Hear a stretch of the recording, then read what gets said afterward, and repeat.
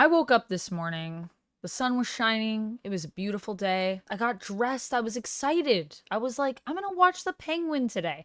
I'm gonna pick out something that feels kinda, I don't know. Some people have told me this dress is mafia, and I was excited. And then I watched The Penguin. What a little bitch. And I saw things. At 9 a.m. Welcome back, everybody. Hello, my name is Amanda, and I will be your host for the evening. I'll be your mafia boss for the evening. No, I'm just kidding. I will be your cheetah for the evening. Nope, that's a character in DC Comics. I will just be here to talk to you about The Penguin. The Penguin, episode 1. It has come out. I watched it. I have thoughts about it. It was very brutal. But, I think in a good way, ultimately. I think a good brutal. So we're going to talk about that. But before we get into it, just a quick little spoiler warning. Spoilers ahead. I'm going to give you a little breakdown of the plot. And then we're just going to talk about some of the things in this show that I liked. And some things that I think could be a problem. I don't know. I think for some people it might be a problem. So we'll talk about that. So, The Penguin episode 1. What is this show about? It is about the Penguin, and it picks up right after the end of the Batman. So Gotham is not in a good place.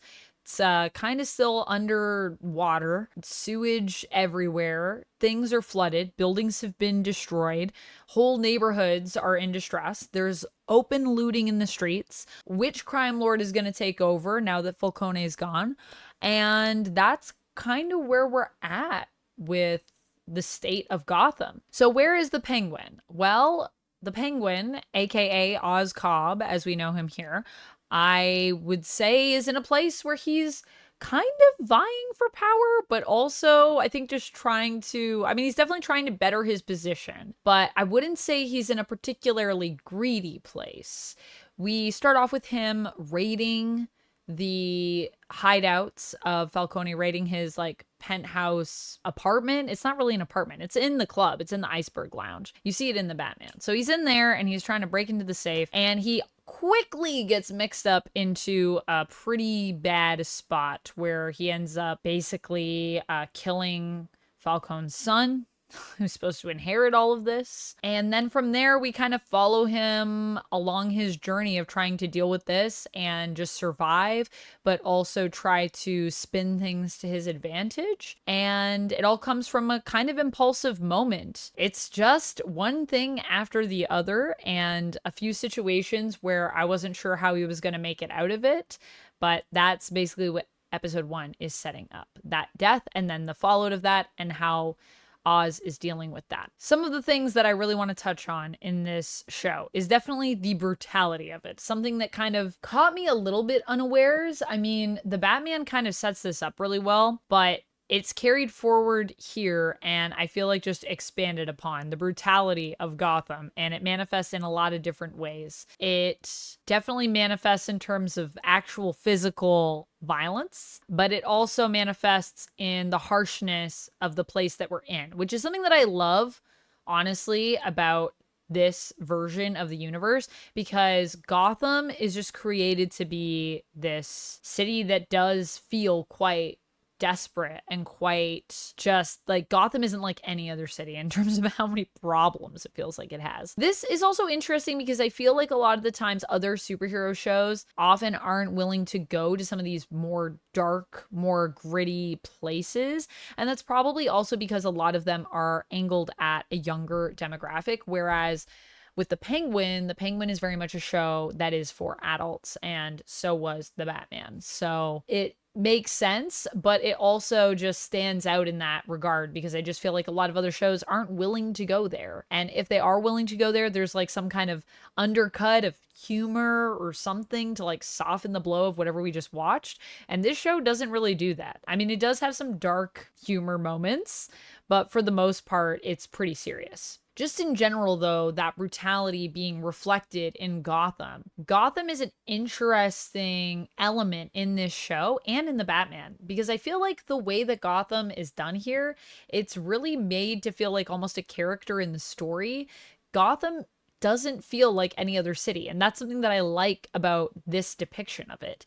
It kind of feels like a blend of a few different places, but you can never quite pinpoint where you are. I said this when I was talking about the Batman, but I really feel that it continues to ring true in this show as well. And it doesn't just stop with the city in terms of the levels of just depth and just the layers that we get of a place. We also get this with the characters as well. So something that is really cool is none of these characters are really good people. A lot of the main cast in this are pretty despicable, I would say. I would say we would even call most of them villains. Some of them are just people that are in a kind of a tough spot, but for the most part, a lot of the main players here are not good people. And yet we care about them. And I thought that was interesting because I was thinking about when you watch shows with, I guess, protagonists that aren't good people, aren't necessarily what we would deem in real life as likable people. And what is it about it that makes you want to watch that person when you know they're not good? And I think for me, it's the humanity of a character, because as people, you know, we aren't necessarily good or bad. And this show really does play with the humanity of its characters, even though they are villains. I would say objectively, it's not really about the base levels of good or bad here. It's about these characters as people and why they make their choices. And while sometimes we're not going to agree with their methods, actually, I would say most times you're probably not going to agree with anyone's methods in this. Like I said, everyone's pretty dastardly. You can understand why characters are the way they are. And somewhere there is a human there that you just want to connect with. There is still a sense of sympathy that I have for these characters, despite the vile things they do. And some of these things are really vile. Like, some of them are so bad, I can't even say them on YouTube, some of the stuff that happens in this show. It's pretty brutal. There's a whole scene where... And I was not expecting us to go there, and there's someone that gets... I was not expecting us to go to a lot of these places, and I think that's really what I enjoy about it, is it's just refreshing. It just feels both familiar and at the same time different. It's like a new perspective on the world, and I kind of like seeing it through that lens. Even if I feel like Matt Reeves saying that Oswald Cobblepot is a silly name is somewhat insulting to me. I don't know why I'm very attached. Oswald Cobblepot. It is kind of a silly name, it's true, but I don't think it's bad. I think it makes it more fun. But, you know, that's also the side of me that loves, like, kind of some of the camp elements of Batman, kind of some of these things that are a little bit over the top. But this is not a show that is that. This is a show that is very gritty. It feels very like Gotham if it were real life, and if it were real life, and also very heightened drama, obviously. Speaking of some of these characters and the way they're portrayed and the fact that we get a different perspective on them, something that I also really love about this world and what we're exploring is we're starting with a year one Batman, which means a lot of these characters are also kind of coming into who they are. And while with Oz, I feel like we are picking up where he is very much in the trajectory of the Penguin. He's not full Penguin yet, it feels like. So we're still seeing some of the evolution of this character, and I love getting to see that, and I love getting to see that with Colin Farrell, because Colin Farrell in this show is just amazing. I mean, Colin Farrell in The Batman was amazing. I think I talked about that. Just the transformation. It's pretty fantastic, but it's also just that it's not really even about the transformation. It's just Colin Farrell clearly understands this character so well. And I've also heard some people criticizing this because they've said, like, Colin Farrell needing to be changed so much is like taking away from someone else that could do this job, and in theory, like, do it better because they look more like how people would expect, I guess, the Penguin to look. But I feel like when people say that, they don't really fully understand how acting works, because it's not really about having the look of a character. That can definitely help, but I think a true actor doesn't need to look like a character at all to embody them. And so the prosthetics and the suit and all of that stuff is just coming in to fill out those expectations of our mind, as opposed to give us the character. Like, I also think Colin Farrell could actually be the Penguin without any of that. and it would still be just as believable. But I think a lot of those trappings are more for the benefit of the audience and the benefit of our expectations as DC Comics fans in terms of something that we imagine to be more similar to the Penguin. Although that being said, then there's the Telltale series, and the Telltale series, Oz is very different in that. And I also love that look for Oz. So like I said, I think it's really more about the essence of the character. And that is something that Colin Farrell clearly understands and continues to nail. But at the end of the day, that also comes through in his performance as well. And it's the thing that I like about the Penguin is it's kind of a subtle show in some ways. I mean, it's a very brutal show in some ways, but it's also very subtle in the sense that there's a lot of show don't tell here. It feels very film. It feels very HBO. It's not TV. It's HBO. And that is the thing that I think is very good in terms of what I like in my shows. I like a lot of HBO shows. You know, it is definitely feels kind of Sopranos, but I wouldn't say it's super based on what I've seen of the Sopranos, other than some of the themes in terms of the genre that we're embodying is kind of that. But to me, it actually reminds me a little bit more of Barry, and it also reminds me of not HBO, but Breaking Bad, just in terms of the intensity of this show. But the problem with HBO shows or shows that are at that level can be that they can be a little bit hard to watch because this is a show you're going to need to sit down and just watch the show. You can't be doing other things. You can't be like reading and watching a show. You can't be like doing laundry even and watching this show.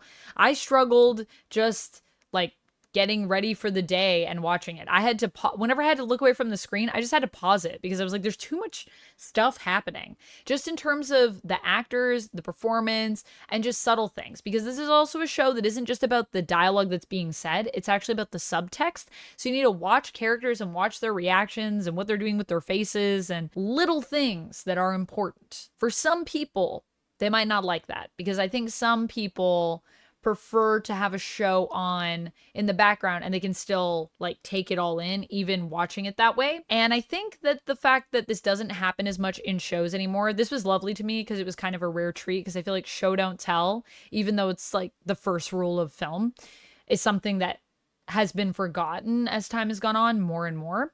But I don't think it's really been forgotten. I think the reason why people sometimes prefer to not have that, and the reason why we sometimes don't have that in our media, actually often I would say we don't, is because we just live in a world where we are all doing multiple things at once all the time. And that's just how we live our lives now. We're always like on our phone and doing something, or that's where we're at. We can't focus. It's hard for us to focus. Are you focused on this video? Focus. But that's okay. It's a different mode that we're getting in as time goes on. And I know I struggle to focus too, so I'm also one of those people. But when a show is really good, when it's this intense, I want to focus on it. So I really loved it. And I was very focused the whole time.